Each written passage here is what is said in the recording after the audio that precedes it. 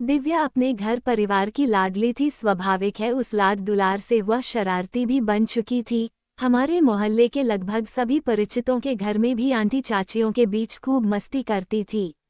मानो वह शरारत की देवी बनकर अवतरित हुई थी। उसकी दिनचर्या मौज मस्ती तक ही सीमित थी। सबकी लाडली दिव्या अभी 14 बरस की हो चली थी, मगर पढ़ने लिखने से उनकी सदा ही नहीं बनती थी। घर में उसके सबसे सच्चे मित्र दादाजी ही थे। जो कुछ पढ़ा सीखा वो दादाजी की बातें ही थी। उसे एक बात की बहुत चीड़ थी, वह थी शादी की बात। मगर दादाजी को यही बात बहुत भाती थी। वे अक्सर दिव्या के सामने शादी की बात करते थे, जिससे वह इतनी नाराज हो जाती थी जैसे आज ही उसके फेरे हैं।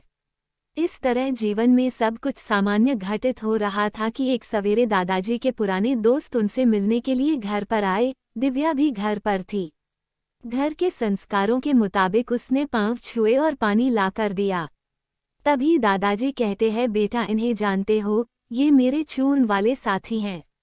दादाजी की इस बात को सुनकर दिव्या खिलखिलाकर हंसने लगी। उनकी हंसी दादाजी के दोस्त को इतनी भा गई कि वे दिव्या को अपने घर की बहू बनाने का निश्चय कर चुके थे। उन्होंने अपने दोस्त को ये बात कह डाली। दादाजी के लिए ये घर बैठे गंगा आई जैसी बात थी। वे अपनी लाडली के रिश्ते के लिए हमेशा चिंतित रहते थे। उनके दोस्त से बढ़कर अच्छा समधी कोई नहीं हो सकता था। अगली पंचमी तिथि को दिव्या की शादी करने का निश्चय किया। जब ये बात उसके कानों में पड़ी तो वह रोए जा रही थी, मानो उसके प्रिय दादाजी ही उसे घर छुड़वाने पर तुले हैं। इस सब की आस घरवालों को भी थी। दिव्या में भी इतनी समझ तो थी कि शादी का मतलब अपने घर को छोड़कर सदैव के लिए पति के घर रहना पड़ेगा। इस तरह दोनों की शादी बड़े धूमधाम से हुई। शादी के बाद पति पत्नी पहली बार मिले और अगले दिन दिव्या के पिता बेटी को लेने के लिए आए। इस तरह गृहस्थ जीवन चलता रहा। दिव्या कभी अपने ससुराल तो कभी मायके आती जाती और जिंदगी चल रही थी। दिव्या और उसके पति के बीच अक्सर बच्चों की तरह कहासुनी होती रहती थी। एक दिन दोनों झगड़कर एक दूजे से रूठे बैठे ही थे कि दिव्या के पिताजी उसे लेने आ गए। दिव्या अपने मायके जाते हुए पति से कहने लगी, अब कभी न आओगी आपके घर। थोड़ा नाराज पति कहता है, तो मनाना, जब तक ना बुलाओ। दिव्या जवाब देती है, तो मुझे क्या पता चलेगा कि आपने बुलाया है।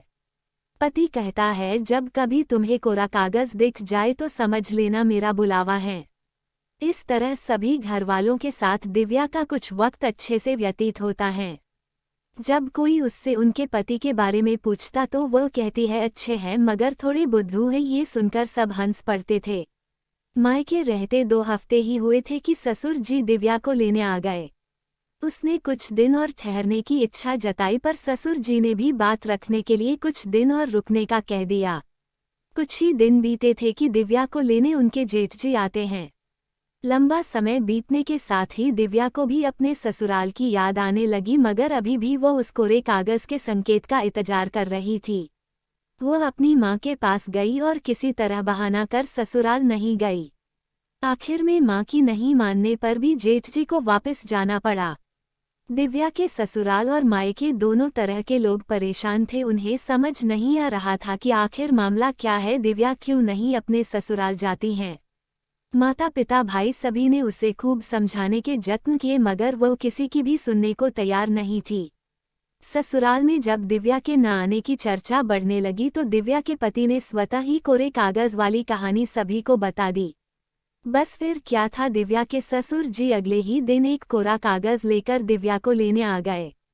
उसे भी कागज का इंतजार था। वह कागज को देखते ही उस पर अपने पति का नाम लिखकर अपना सामान बांधकर अगले दिन अपने ससुर जी के साथ पति के घर चली गई। दिव्या का पति भी इस घटना से बेहद मर्मज्ञ हो चुका था। इस तरह दिव्या को अपने मनचाहे पति देव पुनः प्राप्त हो गए। दोनों ने मिलकर खूब बातें की। आज भी वे खुशी से जीवन व्यतीत करते हैं। जब कभी उनके बीच कागज का जिक्र आता है तो दोनों के चेहरे पर एक हल्की मुस्कान अवश्य आ जाती है। वो अब मेरे सामने खड़ी थी जैसे स्वर्ग से उतरी कोई परी हो। मेरी नज़रों में जैसी उसकी तस्वीर कैद हो गई। मैं तो बस उसे घुरा जा रहा था, नजरें हट नहीं रही थी। अचानक हाथ से चाय का गिलास गिर गया, तब सकपका गया। तभी एक नज़र उसने भी मिलाई चाय वाले को। गिलास के पैसे भी लौटकर फिर उन्हें ही देखने लग गया। बड़ी ही खूबसूरत मॉर्निंग थी। वो होटल से पापा के लिए मिठाई लेने आई थी। कुछ समय बाद फिर वो अपने पापा के साथ चली गई, पर मैं भी होटल पर जैसे कुछ उधार कर आया, शायद उसके ख्यालों की उधारी थी, इसलिए अब रोजाना मैं वहां जाने लगा।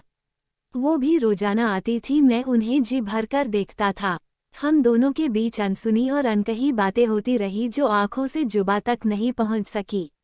मेरी पढ़ाई पूरी हो गई, मैं एक स्कूल में बन गया। एक दिन उसी कॉलेज में मेहंदी लगाए वो परी को एक बच्चे के साथ जाते देखा। दिल ने मुझसे कहा, एक बार हिम्मत करके दिल की बात उनको बता दो, लेकिन मन में फिर भी लज्जा थी। मैं बस उन्हें ही देखा जा रहा था। वो धीरे धीरे मुझसे दूर होती गई। मैं तेजी से दौड़ा और उनकी तरफ गया। कुछ कदम जाने के बाद आहट सुनकर वो पीछे मुड़ी और मेरे कदम वहीं थम गए। सांसें फूल रही थी। वो मुड़कर बोली, प्यार करना आता है, इजहार करना नहीं आता, दिल जोड़ना नहीं आता। शायद गिलास तोड़ने वाले दिल टूटने की आवाज़ सुन नहीं पाते, उन्हें किसी के दिल का टूटना गिलास टूटने जैसा ही लगता है।